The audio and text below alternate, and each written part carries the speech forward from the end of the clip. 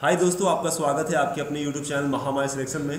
तो फ्रेंड्स, आज हम लोग डिस्कस करने वाले हैं आरबीआई सिक्योरिटी गार्ड रीजनिंग के सेट 21 को, जिसमें हम लोग डिस्कस करेंगे बेहद इंपॉर्टेंट क्वेश्चंस को, टॉप 10 क्वेश्चंस को डिस्कस करेंगे। टॉप 10 क्वेश्चंस को डिस्कस करेंगे जो कि एग्जाम के पॉइंट ऑफ व्यू से बहुत ज़्यादा इंपॉर्टेंट है। मैथ्स, रीजनिंग और इंग्लिश के डेली बेसिस पे हमारे सेट्स आते हैं, उस वीडियो को जरूर देखिए। अगर आपने उस वीडियो को नहीं देखा है तो प्लेलिस्ट में, हमारे प्लेलिस्ट में जाके जरूर उस वीडियोज़ को देख लीजिए।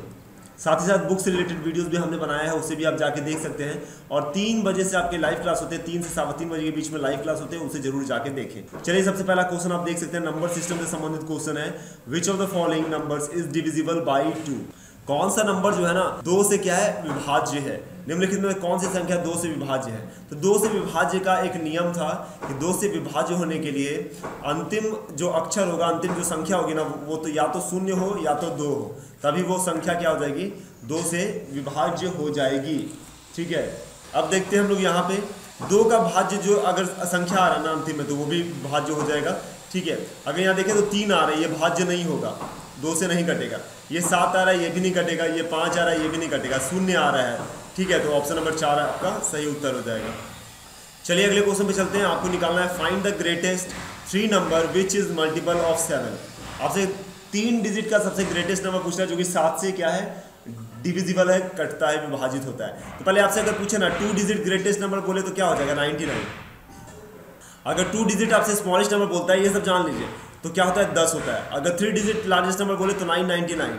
अगर 3 डिजिट स्मॉलेस्ट नंबर बोले तो 100। अगर इसमें एक और बढ़ा देंगे तो कितना हो जाएगा फ्रेंड, 1000 हो जाएगा। तो ये तो 3 डिजिट नहीं रहा, इसलिए आपका 999 क्या हो गया, 3 डिजिट लार्जर नंबर हो गया।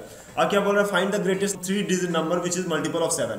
तो 999 को हम लोग क्या करते हैं, 7 से डिवाइड करते हैं।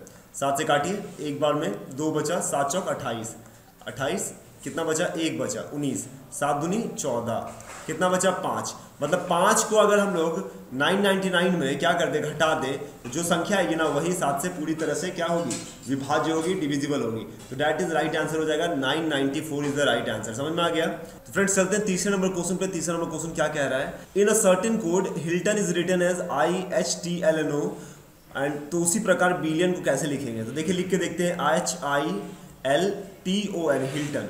इसी को लिखेंगे तो कैसे लिखेंगे, IHTLNO, ये लिखेंगे। ठीक है, अब इसे क्या किया है, देखिए क्रॉस मल्टीप्लाई कर दिया। क्या कर दिया है, क्रॉस मल्टीप्लाई कर दिया, देख रहे हैं ना। इसी प्रकार आपका बिलियन का भी क्या हो जाएगा, क्रॉस मल्टीप्लाई हो जाएगा, BILLION। बिलियन का क्रॉस मल्टीप्लाई करेंगे तो IBLL, ठीक है, OI और N का N छोड़ देंगे, क्या हो जाएगा, ऑप्शन नंबर 3 आपका सही उत्तर हो जाएगा। Option number 3 is the right answer. चलिए नेक्स्ट क्वेश्चन पे चलते हैं। क्वेश्चन नंबर 4 में क्या कह रहा है, यदि शब्द सिलेंडर के अक्षरों को वर्णानुक्रम में व्यवस्थित किया जाता है तो शब्द के पहले अक्षर से कौन सा अक्षर सबसे दूर होगा? क्या कह रहा है, CYCLINDER, ठीक है, ये है NDR, इसको वर्णाक्रम में बैठाना है। सबसे पहले क्या आएगा, C आएगा, आ गया। C के बाद क्या आता है, D आता है, D बैठा दिए। फिर उसके बाद E आएगा, E बैठा दिए। फिर I आएगा, I बैठा दिए। फिर L आएगा, L बैठा दिए। फिर N आएगा, R आएगा। अब क्या पूरा है कि पहले अक्षर से कौन सा अक्षर सबसे दूर होगा? पहले अक्षर से, पहला अक्षर क्या है, C है, उससे कौन सा अक्षर सबसे दूर है, तो R ही दूर है। क्या हो जाएगा, C और R। तो R is the, oh sorry, एक और है फ्रेंड्स, यहाँ पे देखिए CY है, यहाँ क्या है ना Y भी है, तो यहाँ Y रख दीजिए। ठीक है, Y भी होगा, ये वाला Y मिस्टेक हो गया था, तो Y यहाँ डाल दीजिए। तो सबसे दूर अगर अक्षर आपसे पूछ रहा है तो कौन सा हो जाएगा, यहाँ पे आंसर क्या हो जाएगा, C से सबसे दूर कौन सा है, Y है। तो option number 3 is the right answer. Option 3 क्या है, बिल्कुल सही उत्तर है। ओके, और ये क्वेश्चन नंबर क्या है फ्रेंड्स, यहाँ 4 है, गलती से आपका 5 मिस्टेक हो गया है। चलिए नेक्स्ट चलते हैं अगले क्वेश्चन पे। अगला क्वेश्चन आपका मिरर इमेज से संबंधित क्वेश्चन है। क्या कह रहा है, जब XY में दर्पण रखा जाता है, XY में देखिए यहाँ दर्पण रख दिया है, तो उत्तर आकृति में से कौन सा उत्तर दिया गया प्रश्न आकृति का दर्पण छवि है, आपको बताना है। ठीक है, तो मैंने आपको पहले ही बताया कि टॉप और बॉटम इसमें चेंज नहीं होता है, सिर्फ राइट और लेफ्ट चेंज होता है। ठीक है, तो ये जो है कहाँ आ जाएगा, फ्रंट में आ जाएगा, इस साइड में आ जाएगा। अगर इस साइड में आएगा तो ये हो सकता है या ये हो सकता है, ये गलत हो जाएगा और ये गलत हो जाएगा। ठीक है, देखिए अब बात करें ना, तो ये जो है ना, ये वाला, ये आपका कहाँ आ जाएगा, फ्रंट में आ जाएगा, इस साइड ऐसे घूमेगा, टर्न लेगा। ये वाला जो है जब ऐसे रोटेट करेगा ना, तो ये क्या आ जाएगा, ये फ्रंट में इधर आ जाएगा, इधर आ जाएगा, इधर आ जाएगा, इस प्रकार से। ठीक है, ये कहाँ आ रहा है, ये वाला आ रहा है। तो ऑप्शन नंबर 3 का सही उत्तर हो जाएगा, 5 का। Option number 3 is the right answer. चलिए नेक्स्ट चलते हैं अगले क्वेश्चन पे। अगला क्वेश्चन क्या है, अगले क्वेश्चन में हम लोग देखेंगे। छठा नंबर क्वेश्चन भी आपका मिरर इमेज से संबंधित है। ऐसे इसे वाटर इमेज बोलते हैं, लेकिन मिरर को अगर नीचे रख दिया जाए तो क्या होगा? अगर मिरर को नीचे रख दिया जाएगा ना तो वाटर इमेज में क्या होता है ना कि वाटर इमेज में टॉप और बॉटम चेंज होता है। क्या होता है? टॉप एंड बॉटम परिवर्तित होता है, लेफ्ट राइट सेम रहता है, left and right remain same and top and bottom क्या होता है? चेंज हो जाता है। अब देखिए हम लोग क्या करेंगे, जीरो को पलटेंगे तो यही जीरो रह जाएगा यहाँ पे और ये जीरो रह जाएगा। जहाँ 8 हुआ है वो गलत हो जाएगा, ये और ये आपका गलत हो जाएगा, ठीक है। 8 को पलटेंगे 8 भी रह जाएगा, 8 भी रह जाएगा, ठीक है। 1 को पलटेंगे ना तो 1 इस तरह से हो जाएगा, 1 ऐसा नहीं, टॉप बॉटम चेंज हो जाएगा जब मिरर नीचे रहेगा तो, ठीक है ना।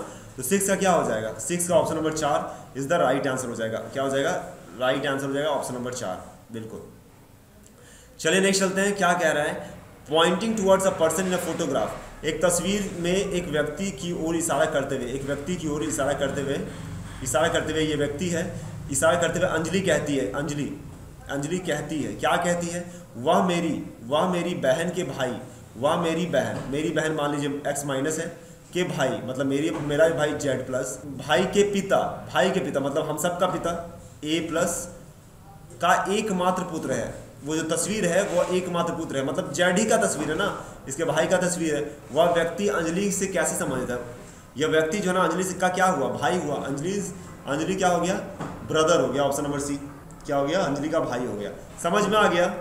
ठीक है, मैं एक बार और बता दे रहा हूँ क्या कह रहा है। एक तस्वीर में एक व्यक्ति की ओर इशारा करते हुए अंजलि ने कहा वह मेरी बहन, मतलब मेरी बहन के भाई, तो मतलब अंजलि का भी भाई के पिता, मतलब तीनों का पिता का एकमात्र पुत्र है। जो तस्वीर है ना, अंजलि का जो भाई है उसका पिता का एकमात्र पुत्र है, तो उसके पिता का एकमात्र पुत्र मतलब वो खुद हुआ ना, भाई ही खुद हुआ, तो क्या हो जाएगा? अंजलि का संबंध उससे क्या हो जाएगा? अंजलि का ब्रदर हो जाएगा, बिल्कुल।